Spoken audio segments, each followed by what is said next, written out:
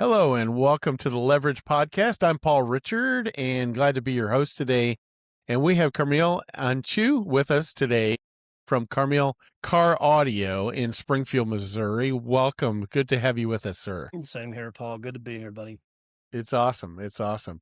Well, what I do here is we interview local business owners, as you know, and I'd love to hear a little bit of your background, get to know you a little bit better so our listeners can either refer you and or utilize you in their car audio needs. I'd love to hear a little bit of your background. Yeah, sure thing. Been in the industry. I fell in love with it as a hobby back in 1987, back when I was a little kid. I wasn't even driving yet. My father was a mechanic, and I worked for him as a mechanic. Yeah. That's where I got my start at. Got into it full-time back in 1992, and this is pretty much what I've been doing since 92, car audio and electronics. Worked for a couple of companies here locally. Well, they don't have it anymore. It used to be called Car-Fi. It's called Creative now. Worked for them for about 15 years. Great company, had a great time. In fact, I still know a lot of the guys that worked there. We still have a pretty good relationship. I know they don't call it Car-Fi anymore. They call it Creative now, but still a great set of guys there. About 12, 13 years ago, I decided to leave and start my own thing. I've been here at this location right at 10 years now. And it's one of those, I had a passion for it since I was a teenager. I never really lost it. I absolutely love what I do. And it's, how do I word this? When you have a passion for something, you're not really working. You just thoroughly enjoy what you do. I hope to be 70, 80 still doing this. I don't know if I can crawl underneath cars at that age, but at least the designing and putting stuff together. You bet. I'm trying to give you a little more history. So what actually got me to start the business was about 12 years ago. I was talking to my wife. I don't remember what the subject was. It's irrelevant. And she looks at me and she's like, "Hey, what are you scared of?" I don't know if you're married or not, but I'm sure your wife likes to poke fun at you every once in a while. My wife likes to poke at me, and she asked me, "What are you scared of?" And that's when I knew. I was like, all right, I'm scared of failing. And for 20 years, I swore up and down I would never, ever open my own shop. I will never do this. It's just, it was God telling me, "Hey, you're scared of failing. You need to go do this." And it's like, I don't really know what I'm doing. I know the industry, but I don't know anything about business. I don't know what it takes. I was like, you know what? By faith, I'm going to go ahead and just do this. So I go to an accountant and I tell them, "Hey, I'm wanting to start a business. I think the first thing I need to do is get an LLC," which is smart. Well, she looked at me and she's like, "Yeah, this dude don't know nothing. He don't know nothing." I paid the state the $50 for the LLC. She didn't even charge me. She felt so bad for me. She's like, "Yeah, this is never gonna work out." She didn't even charge me. Well, I got the LLC, so now I have this fancy paperwork, got a business account started at a bank, and that's as far as I had gotten. Well, I run into this kid I know. He was a good customer of mine. I say he's a kid. He was like 22, 23. That's still a kid to me. And I'm chit-chatting with him. Just, you know how it is. Talk to old friends, just chit-chat. I tell him, "Hey, I'm thinking about starting my own car audio shop." And he gets all excited. "Really? Really? Yeah." I was like, "Yeah, I think I'm going to do it." Just, "Well, what do you need?" I was like, "I have no idea." He goes, "No, seriously, what do you need?" I said, "Dude, I have no idea. Money, I guess. That'd be a great start. I need some money." "Well, how much money do you need?" "I don't know. I'm not throwing a number out there. I don't know, $17,000. I made up a number. $17,000. Well, we end the conversation and day goes by, no big deal. Next day, literal next day, he comes up to me, finds me, comes up to me, and we'll start talking again. He reaches in his back pocket, pulls out a debit card. It has my business name on it. And he goes, "There's $17,000 here. Start your business." And I'm like, "Whoa, whoa, whoa." I don't know about you, but that's a lot of money. To me, Yeah. 17,000, that's like, I'm not going to find that digging around on my sofa. I was like, Dude, I don't know if I can pay you back. I don't know when I can pay you back. He goes, no, no, no, just start the business. Okay. So I take the money and I'm take the next step. Next step, I need to find a building. That would be a logical step. I need to find somewhere I can sell out of, I can install out of. I look around at, oh, buddy, anything I can afford? Oh, probably needed to be condemned. I mean, maybe 1,000 square foot building for like $1,500. I'd be lucky to fit one car in there. I must have looked at 20 different buildings. I mean, I just couldn't seem to find anything. And out of nowhere, literally nowhere, some guy calls me up, never met him before in my life, have no idea who this guy is. Calls me up, says, "Hey man, I heard you're thinking about starting a car audio." I was like, "Yeah, I am." He goes, "Well, I got a tent shop with multiple bays. I'll rent you a bay. I'll even rent you some showroom floor up front." I'm like, "Dude, that's awesome. How much?" Is $800 a month. What? 800? Well, how much for utilities? How much for internet? He goes, no, no, no, no. That includes everything. I'm like, dude, you got to be kidding me. $800. That's unheard of. The bay was so big, I can fit two cars in there back to back. Wow. Not just one, two. So I get moving in. I start getting displays set up, start buying some equipment. This is back in 2016. So yeah, right at 10 years ago. 2016 November hits, and in my industry, November is what I call remote start season, or the beginning of remote start season. So I'm calling around looking for distributors. I gotta buy remote starts so I can sell them. I go online. I found a distributor in Kansas City. I called them up, said, "Hey, my name's Carmil. I'm thinking about, I've started a car audio shop. Thinking about setting up an account with you guys. I need to buy some remote starts." Well, as I'm saying that, the guy on the other line is like, "Carmil?" I'm like, "Yeah, that's my name." He goes, "Hey, this is Joe, so and so and so." A rep I'd met probably 10 years prior. Wow. I don't remember him, but obviously he remembered me. And by the way, this is how green I was to the business aspect of things. I can install all day long. You give me a system, I can install it. I don't care if it's a set of speakers or if it's a $60,000 full tilt package. I've done it all. The business aspect of things, no. So I'm talking to him and I tell him, "Hey, I need to buy some remote starts." He goes, "Well, we're doing a promo right now. You buy 2,500, we'll give you 90-day terms." I'm like, "Man, I really don't have 2,500 right now. I can afford about 5 or 6." He goes, "No, we'll give you 90-day terms if you buy 2,500. I was like, "I don't have 2,500. I'm telling myself, this is how stupid I was. I was like, I don't have that much. I got about 500 or 600 to work with." He goes, "No, let me break it down for you. 90-day terms. You buy $2,500 worth of product. 30 days from now, you pay us a third of that. 60 days, you pay us another third. And after 90 days, you pay us the rest." I'm like, "Oh, that's what you mean by terms." So when I say I was pretty naive, I mean, I'm pretty naive. And it's so funny because looking back on it, it all started with my wife looking at me and like, "Hey, what are you scared of?" I was like, "All right, I'm going to take the first step. I'm going to go by faith." And I'm telling you, God has provided and I mean every step of the way. I was with the tin shop about year and a half, 2 years. Right next door, that location opened up. So now I went from a few hundred feet to 3,500 square feet. About 3 years ago, another location. It's in the same building. So now I'm up to about a little over 6,000 square feet. I've grown from a one-man show to about a nine-man crew. Wow. So I did was, hey, okay, I'm gonna figure it out. Don't get me wrong, I made plenty of mistakes along the way.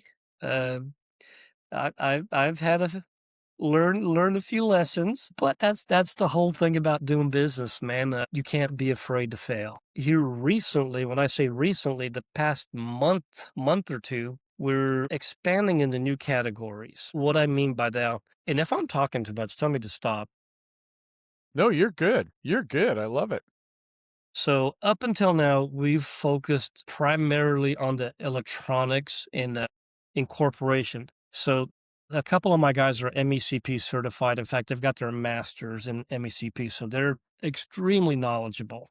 You give them a 26 Mercedes, 26 Volkswagen, BMW, they're going to knock it out. They know it in and out. But I decided to shift, not necessarily shift directions, change gears a little bit, I guess you can call it. We bought a bunch of new tools, CNC machine, laser engraver, 3D scanner, 3D printer. Not that I want to leave the electronics portion out. We're still going to do it, but I want to focus a lot on classics. And when I say classics, I mean high-end classics.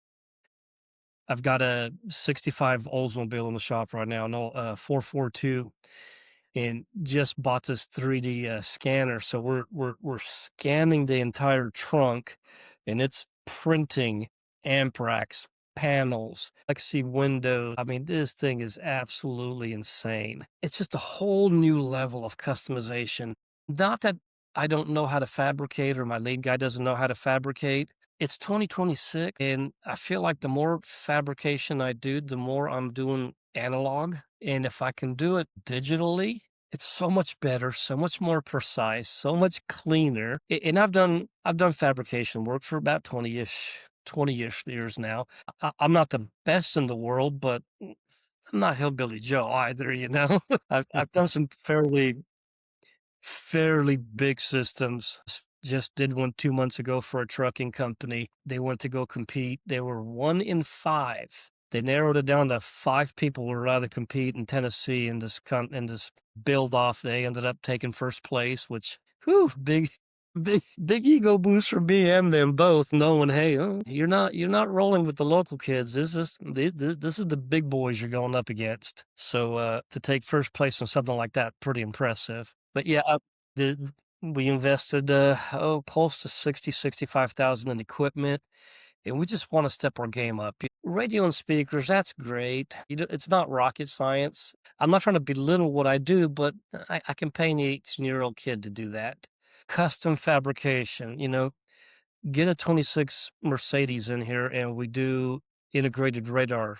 Well, last thing you want is this big ugly block hanging on your bumper. So we take the 3D scanner, we scan the customer's bumper, we find a spot that molds, we 3D print a shape that fits in that mold, install it, it looks like it's factory. It looks like it literally rolled out of the factory that way. So again, it's just a step up or two from where we were a few years ago.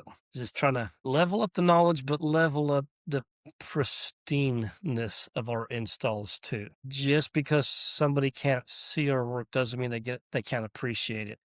My goal at the end of the day is when I do a job, you shouldn't even know I was there.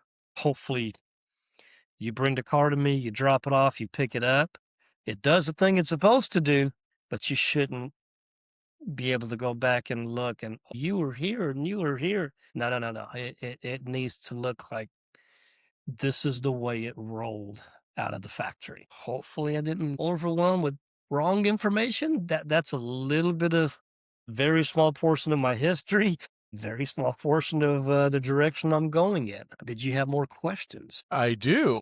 You've raised a lot of questions, and that's That's great. the way. When I was talking to Mr. Whitman last week, and he was saying, when he does the detailing, he wants to make it look like it did when it rolled off the factory production line, so to speak. And it sounds like you have that same level of quality in your work as well, which is fantastic. I love that. So in retrospect to what you're doing now to what you were doing early on, so you started out, was it, like you say, just mostly radio installs or CD players or whatever the time frame was? It's mostly Audio. And then I think I asked you the other day, did lighting come into the view? Yeah. And like in the truck, I'm thinking, was the truck like completely outlined with light LED lights and all that kind of thing? Was that part of what you did with it? This one, no. We Okay. actually, the game plan for this one was the exact opposite. Last year, they went really heavy on cosmetics. I mean, just wow. This year, we wanted to go a little more stealth, keep as much of it hidden. And in fact, we didn't even do a radio. Everything was off DSP and Bluetooth. So we hid as much as humanly possible. Lighting on other vehicles, yes. Headlights, underglow lights, interior ambient lighting. Ambient lighting is where you don't see the light itself, you just see a nice warm glow. So that, yes, on that specific vehicle, unfortunately, no, because the gold they were after didn't match that. They were after more of a SQ build, complete sound quality. Don't get me wrong; it needs to be loud. They want to attract attention, but it didn't matter if you were in it or if you were 50 feet away or 500 foot away. It needed to sound just crystal clear. Because of that goal, lighting didn't even come into the well.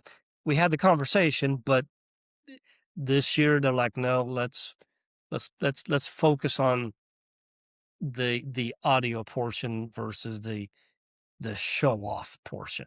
And I think that's honestly that's probably what got him first place. A lot of the other vehicles there, they were real big in the show. Open the door, man, it's just fancy stuff everywhere. But when you listen to it, it's just not the same. There's a difference between being loud and being clear and clean. They're not the same. What was the price tag on a job like that? You sure you want to know? Yeah. Did it have more than six figures? 60,000. I'm sorry, almost 70,000. 70,000. Okay, I was thinking it might be up in that range somewhere towards 100 It was thousand. almost 70. It's Wow. Wow. not the biggest system I've done, but it's up there. I mean, 70,000 ain't exactly pocket change, if you know what I mean. That's sometimes more than what people spend on a car. Absolutely. Absolutely. And so with your new I guess focus working on, the upper end and that, are you going to continue to do Yes. I guess the standard type installs and that type of thing as well? Yeah, yeah. I'm not gonna phase that out. I think it'd be a mistake to phase it out. I'm gonna change it a little bit, and I'm gonna sound a little bit like a snob. I don't mean it this way. If you ever come into the store, you'll notice I don't have anything. I'm gonna use the word cheap, but I don't have anything cheap. Like the brands I carry. Let's take the brand DB Drive. They make a couple different versions. Actually, you know what? I changed my mind. Let's take the brand Sony. Everybody knows Sony. I'm Right. pretty sure if you're 7 or 70, you've owned a Sony product in your life. Sony head units, they make the regular Sony line, and then they make what's called the mobile ES line. GM, they make Chevy. Well, they also make Cadillac. I carried the Cadillac version of it. The reason all the brands I carry their mid to upper end. I don't carry their lower end stuff. If anybody's looking to buy lower end, it's not that I don't want to do it. If I don't trust it, I'm not going to put my name on it. If you purchase it, Walmart, Amazon, bring it to me. I'll be more than happy to install it. I cannot warranty the product, but I will 100% warranty my labor. My labor has a lifetime warranty on it. So if I'm going to sell something, I need to make sure it lasts. I am super picky. If it's got my name, better last. And don't get me wrong, it is electronics. I don't care if you buy the best of the best of the best. You're always going to have one that just is bad. I'd like to tell you nobody's ever gave me a bad product, but unfortunately I'd be lying if I said that. So my shift isn't necessarily to get rid of audio. I just want to move into a little higher step. 16-year-old kid that's coming in here wants to be heard coming 2 miles away. Not that I won't serve him. That's not my main priority. That's not my bread and butter. My bread and butter is 40, 50, 60-year-old guy who doesn't want to buy a new car because he doesn't want a $1,000 month payment. He drives a 2010 Ford pickup truck, but he wants to enjoy it. Like he wants it to sound like a 2026 Escalade, but he doesn't want the $1,000 a month payment. I will make that ride feel like a brand new vehicle. One of the phrases I use is I want to do my job so well, I want to make sure you want to take the long way home. I I love that. I love that. did a system for a gentleman, well, it was a few months ago, And I've known this guy for 20 plus years. Him and his wife both great people. He comes in and we do a full blown system for him, get it done. It was late. It was probably 7:30, 8 o'clock when I finished. We normally close at 6. But tuning took a little bit longer. He's smiling, just ear to ear, just grinning ear to ear. Absolutely loves it. Takes it home. The next morning, I get a call from his wife. She is so mad at me. Do you know what he did? Do you know what? I know. He bought a killer system. He came home last night. He was in the parking lot, in the driveway till 3 o'clock in the morning. He was pushing this thing. He would knock it out of the car. I was like, you're welcome. I don't know. It's like, I built the man the exact system he wanted. That's my focus. I'm not saying I have to sell $100,000 system to everybody. That's not what I mean. Do I do those? Yes, I do. Is that going to be an everyday deal? No, absolutely not. But whether it's upgrade speaker, do a remote start. In fact, in one of our networking groups, I did a presentation. This guy got so excited. He's like, well, tell me some more. He's got a Mercedes. He doesn't drive it very often, but he's concerned about it. So I put a remote start on it. That's one. He can track it from his phone. And it doesn't matter where he's at, anywhere in the world. I can look and I can see where it is. I can see if the doors are open, if the car's on, if it's off. We also installed what's called a pedal commander. So your gas pedal, I can tell it to do certain things. In other words, you hit the gas pedal a little bit, it's going to make it feel like you're flooring this thing. Or I can put it in fuel saver mode, which is all the stuff is cool. But the number one thing he really cared about, that pedal commander, I was able to hook up to his phone. So what all this means, plain news, is that God forbid somebody ever stole your car. One, if it did, if the car starts, it's going to send you a ping on your phone. You're going to know it started. God forbid somebody steals your car. You can get your phone out, push a button, it disables the gas pedal. Even if they have the keys, they can push the gas pedal all they want. It will not rev up. So the car's not going to do more than 2 miles an hour. So when I say we do mobile electronics, not just audio, this is some of the cool, fun. To me, it's fun. To him, it was protecting the vehicle. By the way, we put a dash cam on there that you can view from your phone anywhere in the world. I can look out the front window. I can look out the back window. I can see what's going on in my car. I can be in Florida. The car can be in California, and I've got access to it. You leave your car in your driveway and your buddy calls you, hey, can I borrow your car for the weekend? Yeah, sure. Keys are in the glove box. Let me give you a temporary code. He gets a temporary code on his phone. Click, click. He can drive it. Boom, done. I do fun stuff. I do really, really cool fun stuff. Yeah, I can see why you love your job all these years, especially in doing this. And I can relate to the gentleman wanting to sit out in his car all night and do that. I was curious when you were talking about that because I can relate to it. Would you say that the higher percentage of audio clients are men? Yes. I would say it would be because my wife, for example, goes, I don't know the difference between, an AM radio and that is really in a lot of ways. And I'm going to give you a little bit of insight about myself. This is personal thing. Sure. So I've been a salesman in this industry for many years. The reason, and I love that question, is it more men, is it more women? It's definitely more men. Now, the integration portion is definitely more women. But the reason I love it, when it comes to sales, in my definition of sales, and you talk to 10 different people, you're going to get 10 different definitions.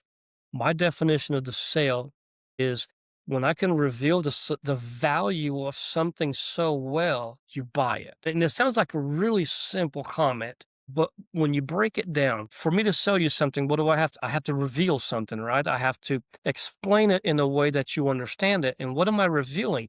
I'm revealing value.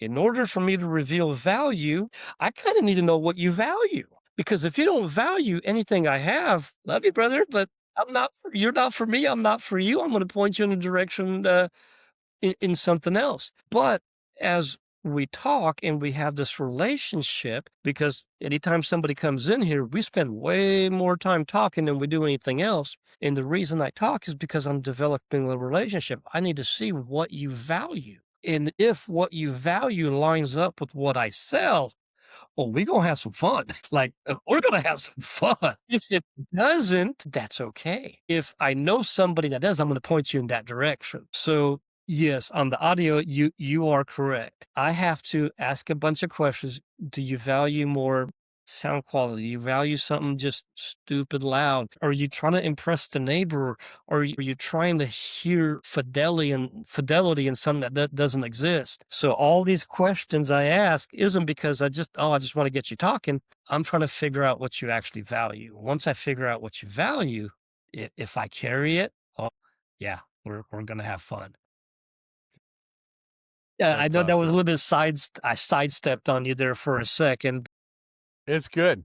That's my approach to sales. And I've been in the industry a long time.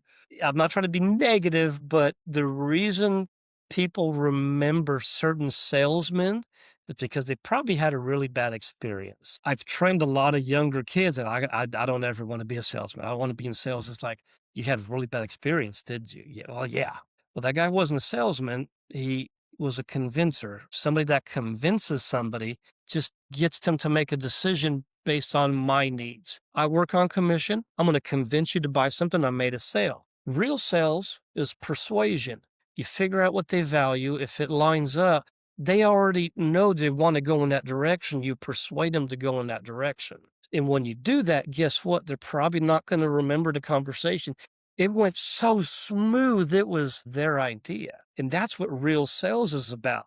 And that's what real salesmen need to be, not convincers. There's nothing more frustrating for me going to a car lot and they push me into this, push me. It's like, dude, you didn't even ask me what I wanted. I don't want a 26 Corvette. It's a cool car. That's not what I want. I want a Right, right. 150. So to me, sales is a big, big deal. If you learn real sales, there's not a heck of a whole lot in life you can't do. There's not a lot of industries you can't apply that to. But sales, not convincing. It's a there's a big difference between the two. I agree with you totally. No, that's very good. In fact, that's in line. When I was, let's see, I was 22 when I first took on a job where I was out in the marketplace. I was a manufacturer's rep for electrical products, and these were high voltage systems, three phase, Yes. 480, 277 industrial type installations. And we went out to Dana Point, California, and the owner of my company said, "Hey, we're going to go out and get trained on sales process." And I said, "Well, that sounds great." And he said, "I've been following this guy for years." The guy's name was Roy Chitwood, by the way, and he's since passed. But, we're sitting there and he brought up several things that are very similar to what you're talking about. And he said, define a sales. First he goes, define a salesman for me. Now, this was in the 80s. And then he says, well, now I guess I got to say salesperson, right? But anyway, so he said, define a salesperson for me. And he said, we got all kinds of different answers in the room. He said, here's what I believe it is. It's you help someone buy now and wear it well, WEAR, wear it well. And this is exactly what you were talking about. So you're the professional audio installer. You know what the options are. You've watched people for years make decisions about what to put in their car and be either satisfied or dissatisfied with it. So you've got the knowledge and experience and expertise to work this thing. When they come in, you ask really good questions. And there's a process that they're thinking about, do I trust this guy? Do I trust Bose or Sony or whoever you're trying to, bring me into, because it fits what I'm looking for, right? It fits the price point, fits the audio file, the listening pleasure that I was looking for, all those things. And then it wears well. So once the guy gets home, he wants to stay up till 3 a.m. and listen to it because it's wearing very well for him because he loves it, right? And he made a great decision. And by the way, it was his decision that he made, although you influenced him towards it because you knew, based on what you had asked questions about, you knew where to direct him to the right solution, right, in that area. And so And the guy that was teaching us too, he said, "Here's the difference."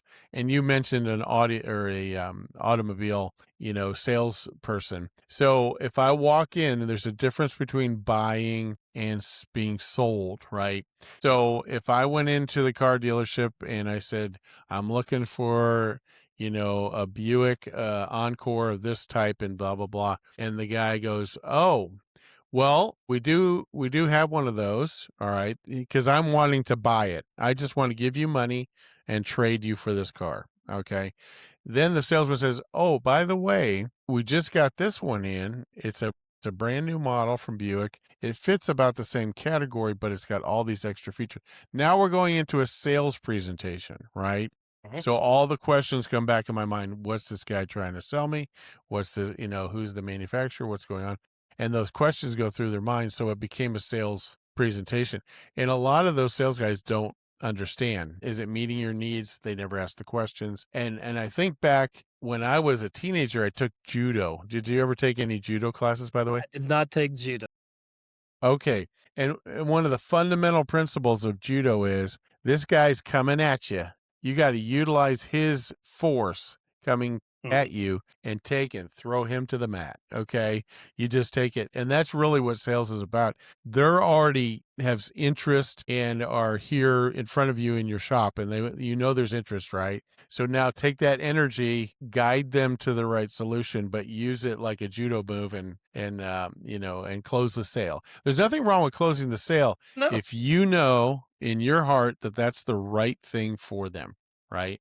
I have no problem with that because I'm all about their interest, not my interest, right? That's exactly it. I don't know how much time we have left, but I'm gonna tell you, when I started the business, I created, and I'm sure if you talk to enough business owners, they'll have something similar, core values. Okay. Yes, I yes. have 4 core values and I keep it really simple. I know I've worked at companies that have core values and it's just a writing on the wall and it's like, and nobody, it drives me nuts. Me too.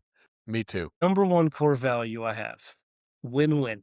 Everything is win-win. I don't care if it's owner, customer, salesman, customer, owner, employee, owner, distributor. Every interaction we have is win-win. I hire an employee. I win because I have an employee. He wins because he has a job. I make a sale to customer. They win because they got something they value.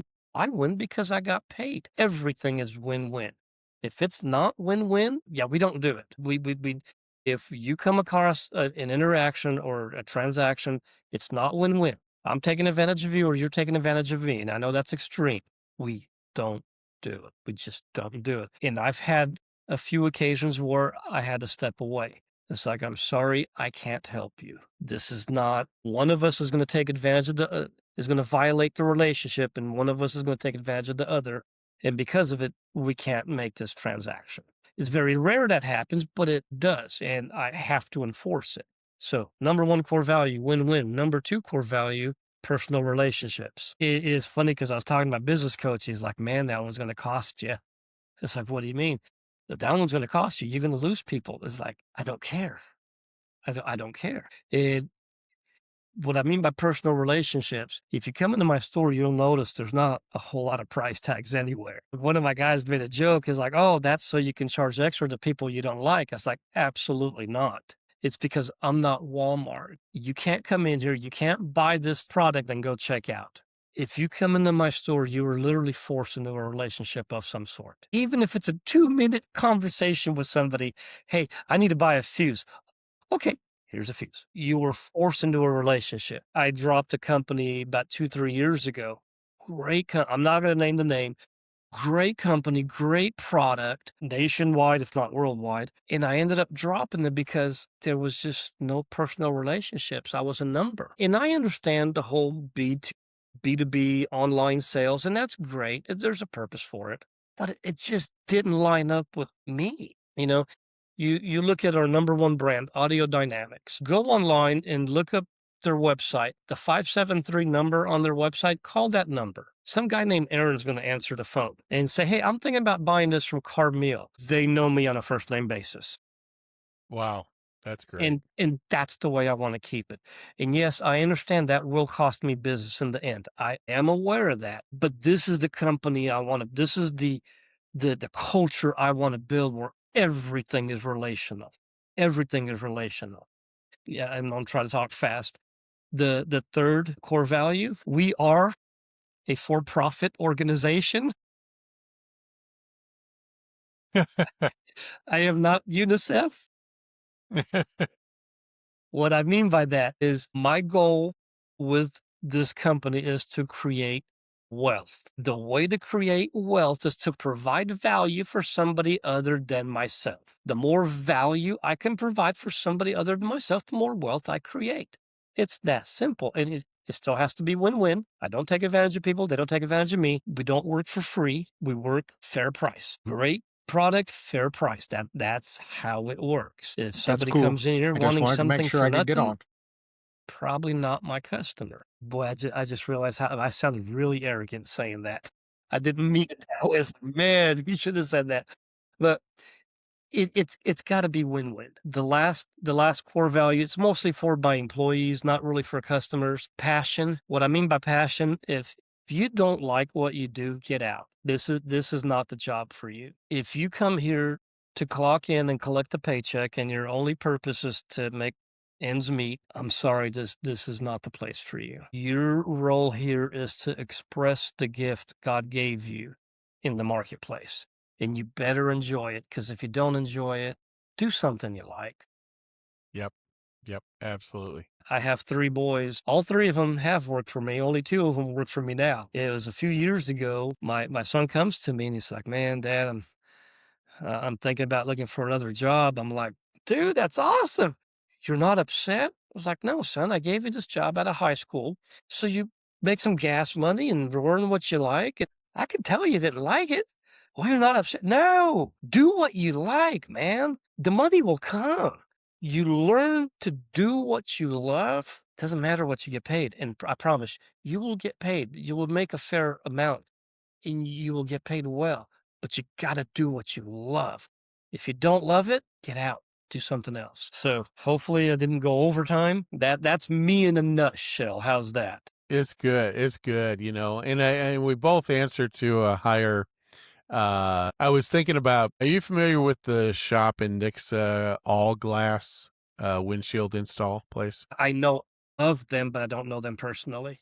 Yeah, it was interesting. I've never had to replace a windshield in my 42 years of owning a car. And so I was driving up 65. Lo and behold, a rock comes in and just boom, and it splits right down the driver's side, right down my vision. So I call my buddy, happened to be talking to one of my buddies. He says, "Hey, you got to go to All Glass in Nixa." And I said, "Okay." Well, I go in there. It's a hot, hot day.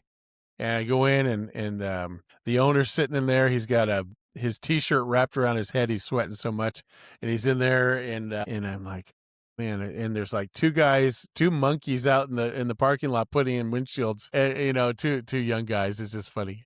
And he's got this warehouse. It's just an old warehouse full of just hundreds and hundreds of windshields. And so anyway, I said, "Hey, what does it take to do this?" He goes, 325. I got one in stock. You want to do it now? I go, okay. He said, "I'll have you out of here in 15 minutes." The guy, he goes, pulls one out of stock, sticks it in. I know I would have paid probably $800 if I took it and went somewhere else. And he went in, pulled it out. They popped it out. I'd never seen the thing happen before. I popped it out, got it going. And I was sitting in the waiting room. And another guy comes in and he goes, "Hey, I need to pay you," and everything. He goes, "Okay, no problem. Come on in." And he's sitting there and he goes, the customer says, "How in the world could you put this windshield in, for $350? His was like $350." He goes, I anywhere else it was like $800. He goes, he says, "I work for Jesus Christ and he tells me what I should charge and I do it. And that's what we do. That's what we do here." And I said, "Oh my gosh, that guy just went off the charts in ethics in my world, and that kind of thing." So incredible, incredible. So if you ever need a reference or referral on window glass, which of course Springfield just got hit with amazing Well, amount of hail today. yeah. There's going to be a lot of windshields going out today here in April, but Well, listen, Carmel, it has been a wonderful pleasure to have you on the podcast today. Thanks for being a part of it. I'm looking forward to visiting with you and Tim up at the shop there. One of these days, I'm just going to swing through. I'm up there at least once a week near you in one of our networking meetings. So, by the way, before we close the podcast out, what's the best way to reach out to you if people are interested and the viewers want to either set up an appointment or get a quote or something like that? What's the best way to reach you? The easiest way is going to sound cheesy. Just Google my name. Okay. Okay. There's no other Carmels in the U.S. that I know of other than my grandson. Okay. He shares the same name, Carmel Car Audio. It'll pop a couple of phone numbers if you want to look me up on Facebook. Message. I've got the business side. I got my personal side. Either message me on Facebook, call the number at the shop. Either one of those. That's just the easiest way. Jingle, it wouldn't make any sense. So just Google my name. That's the easiest way. Okay. Sounds great. Carmel, it's been a pleasure, as I mentioned. Thanks again for appearing on the podcast. We'll look forward to connecting with you real soon. Okay. All right. Take care. Appreciate you. Thank you.